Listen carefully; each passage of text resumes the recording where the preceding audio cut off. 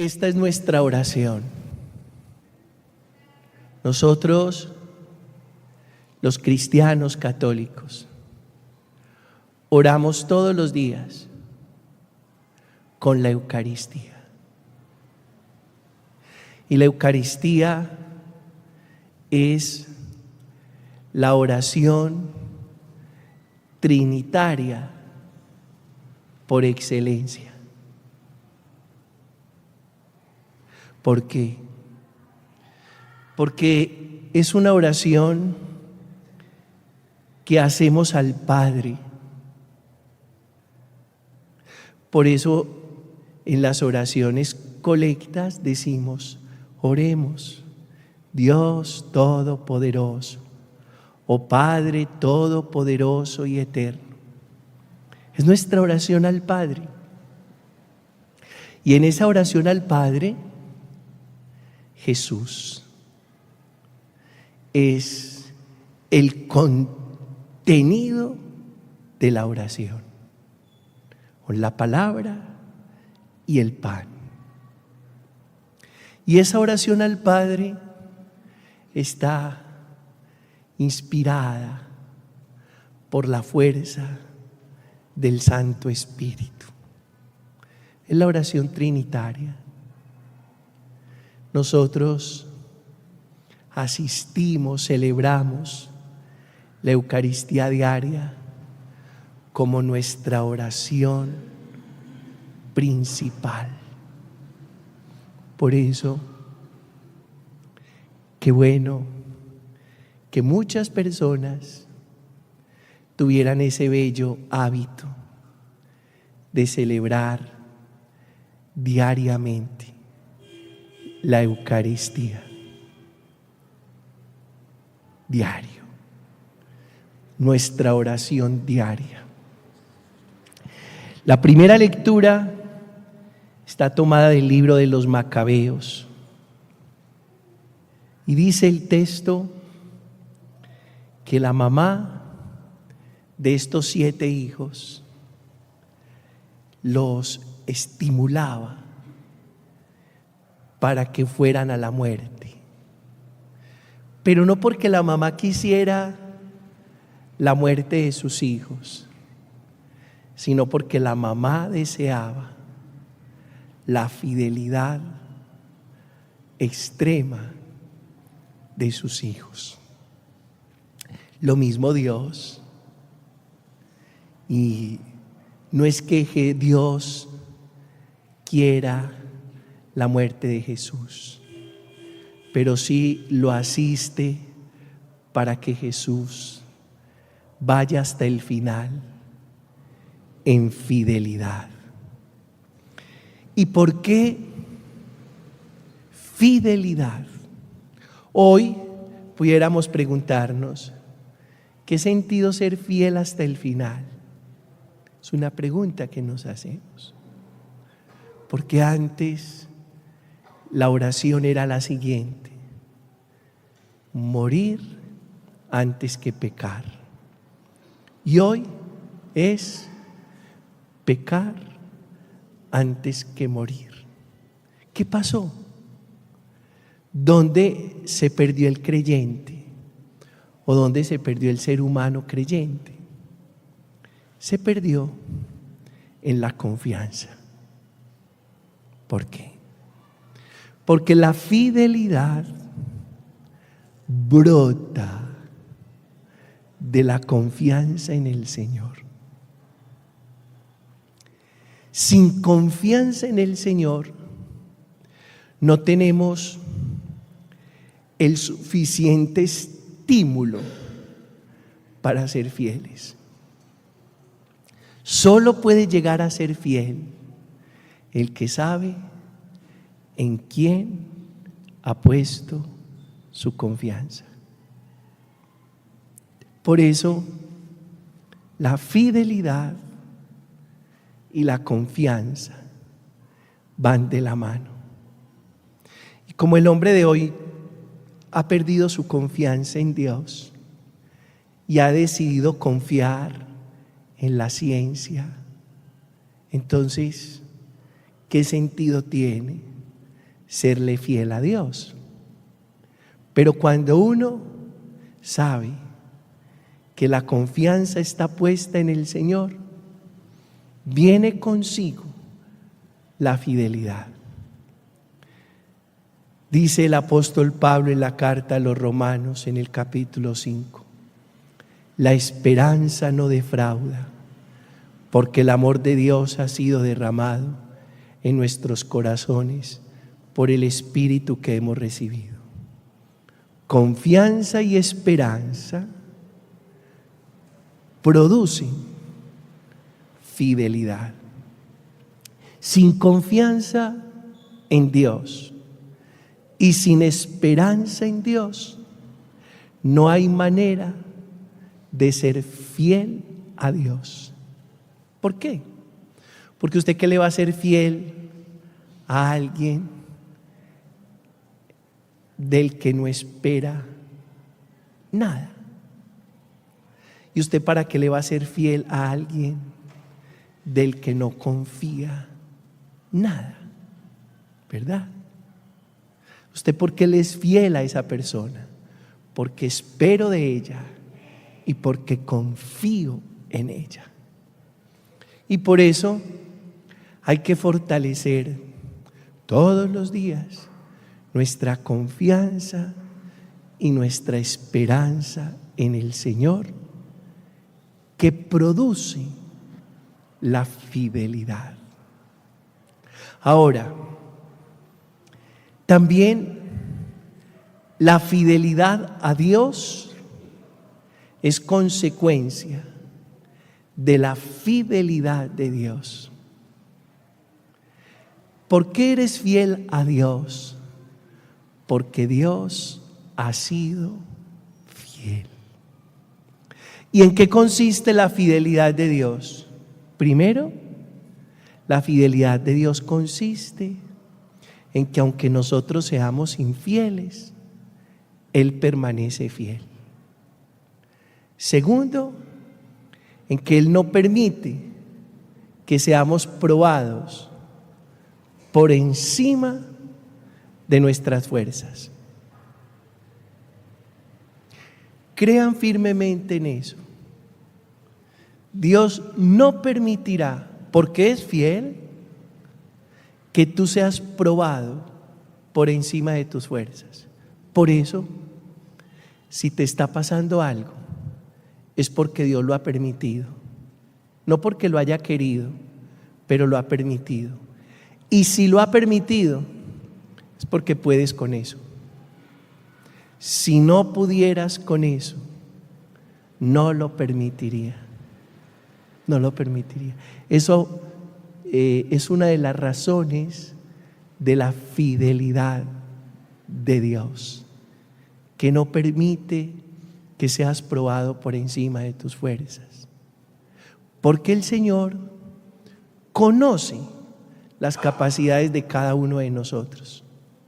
Por eso en el Evangelio dice que a uno le dio 10 minas. Tenía capacidad para trabajar esas 10 minas. A otro le dio 5 minas. Tenía la capacidad para las 5 minas. A otro le dio una sola mina. Dio de acuerdo a la capacidad de cada uno. Igual, no permite que seamos probados por encima de nuestras fuerzas. Hay personas que no serían capaces de soportar el sufrimiento de drogadicción de un hijo. A esa persona Dios no le permite eso, porque sabe que esa persona no es capaz con eso. Hay personas que son capaces de soportar una situación de esas. Dios permite. Pero lo que tú no seas capaz, Dios no lo permite. Y por eso a todos nos pasan cosas distintas. Puede que alguno diga, pero porque a mí me pasan tantas cosas, porque puedes con ellas. Ve, y a mí no me pasa casi nunca nada. Es que usted no puede con nada. Así. porque en eso consiste la fidelidad de Dios. Entonces dije, consiste la fidelidad de Dios en que aunque nosotros seamos infieles, Él permanece fiel, que no permite que seamos probados por encima de nuestras fuerzas y que todo lo que nos prometió nos lo cumplió en su Hijo Jesucristo. La fidelidad nuestra se desprende de la fidelidad de Dios, porque Dios ha sido fiel, nosotros somos fieles a Él. Y la fidelidad también al Señor se desprende de la esperanza y la confianza en el Señor. El que no espera en el Señor y el que no confía en el Señor no es capaz de serle fiel al Señor. Bueno, seguimos con la respuesta de este salmo, del Salmo 16. Al despertar me saciaré de tu semblante, Señor. Todos. ¿De qué despertar está hablando el salmista? De la muerte. Cuando muramos, despertaremos. Pudiéramos decir, hermanos, que esto que vivimos es un sueño. Es un sueño. Y un día despertaremos de este sueño. Y cuando despertemos de este sueño, nos saciaremos al ver el semblante de Dios. ¿Cuál semblante? El rostro de Dios. Esa es nuestra esperanza, que despertaremos y seremos saciados al contemplar el rostro de Dios. ¿Cómo así que seremos saciados? Sí, porque aquí uno tiene hambre de muchas cosas. Aquí tenemos hambre de muchas cosas. Pero cuando despertemos, seremos saciados contemplando el rostro de Dios. ¿Qué significa eso? Que aquí tenemos muchos vacíos. Esa es la verdad. El ser humano, aquí, mientras sueña, es incompleto. Nosotros hablamos del ser humano insatisfecho. Insatisfecho significa sin terminar de hacer. Y cuando muramos, la obra estará terminada y nos saciaremos del semblante de Dios. Por eso, la muerte es muy bonita. Vivir es muy hermoso, pero la muerte es bella, porque cuando muramos, todas las tristezas desaparecerán. Todas.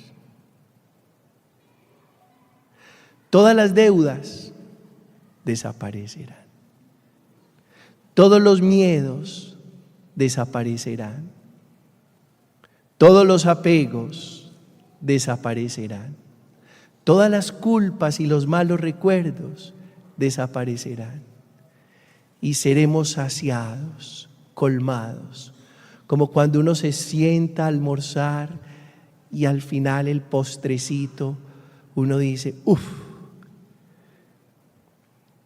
quedé como hijo de sirvienta, quedé satisfecho, qué bueno, qué rico como tenía de hambre, oh, qué rica cena, qué rico almuerzo, qué rica comida.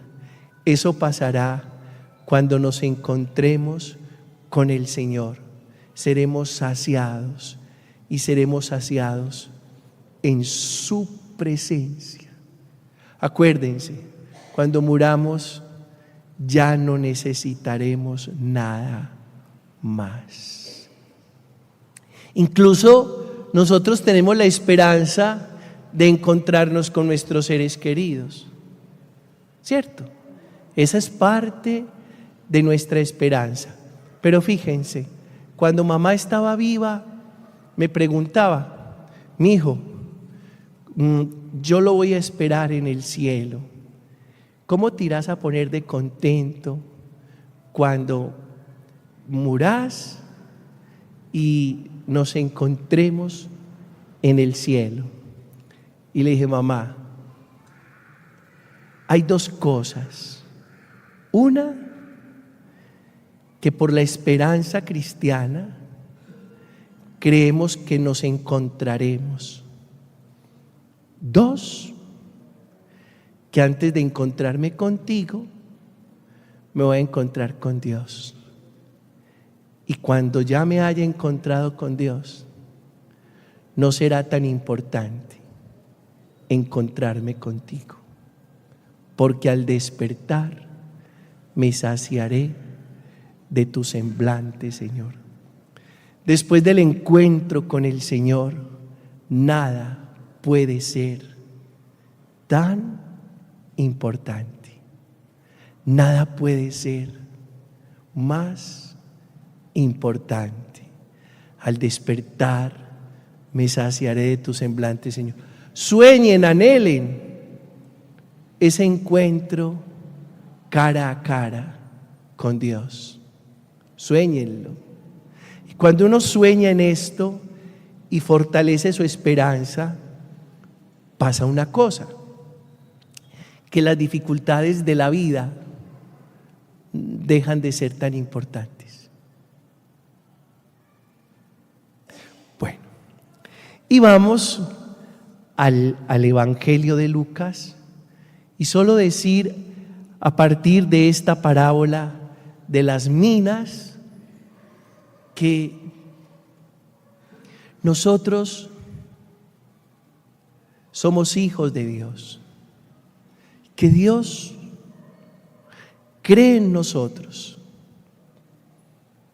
y cree en nosotros no por lo que somos, sino por lo que podemos llegar a ser, según el potencial que tenemos y según le abrimos el corazón a su bendita gracia. Sí. ¿Por qué decimos esto? Porque Dios eligió a Gedeón, que era un cobarde, y a David, que era un niño. Pero lo importante para Dios no es que Gedeón fuera un cobarde o David fuera un niño. Lo importante no es lo que ellos eran, sino lo que podían llegar a ser si se abrían a la gracia de Dios. ¿Dónde está nuestro potencial? Ahí. Que seamos capaces de abrirnos a la gracia de Dios. Y ese niño David se abrió a la gracia de Dios y se convirtió en el rey más importante de Israel. Y ese cobarde Gedeón se abrió a la gracia de Dios y se convirtió en el guerrero, en el juez más importante de Israel.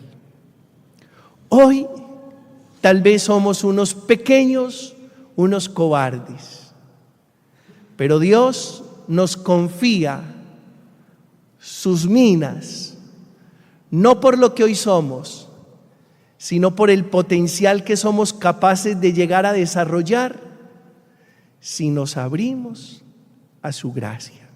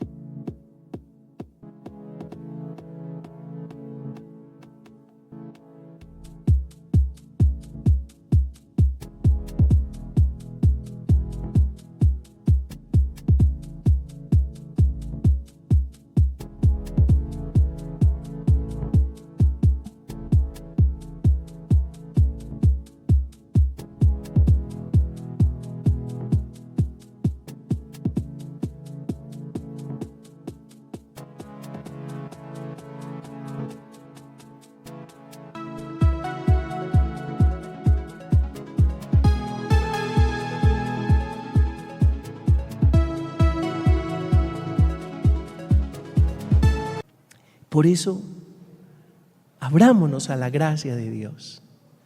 ¿Qué importa que hoy seamos cobardes y pequeños? Dios siempre tiene un plan mayor con cada uno de nosotros.